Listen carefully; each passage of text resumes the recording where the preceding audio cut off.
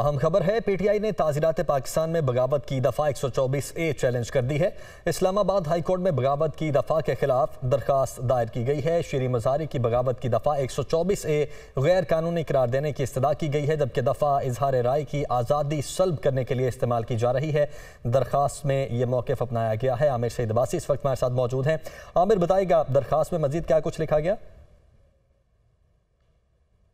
देखिए, 15 सफ़ात पर मुश्तमिल ये तफसीली दरख्वास्त तैयार की गई है। पाकिस्तान तहरीक इंसाफ की रहनुमा हैं डॉक्टर शीरी मज़ारी, उनकी तरफ से। और इस दरख्वास्त में ये कहा गया है कि जो ताज़ीरात पाकिस्तान की दफ़ा 124A है वो न सिर्फ खिलाफ कानून है, खिलाफ आइन है, बुनियादी आइनी हुकूक की खिलाफ वर्जी है।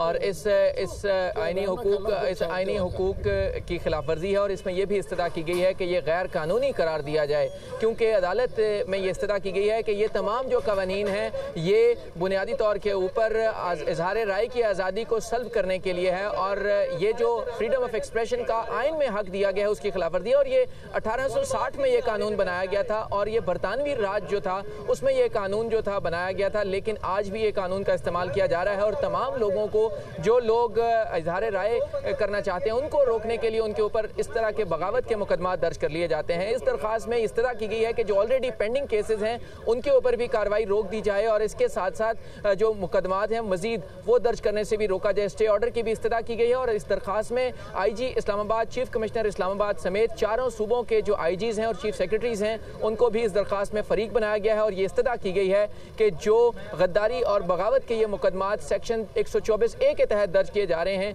इन तमाम पर कार्रवाई रोक दी जाए और साथ में पुलिस को रोका जाए कि किसी भी तरीके से वो जो इजहार राय की आज़ादी है उसको सल्ब करने के लिए बगावत के मुकदमा दर्ज न करें। सब कुछ दरख्वास्त में लिखा गया है। आमिर सईद अब्बासी, बहुत शुक्रिया आपका।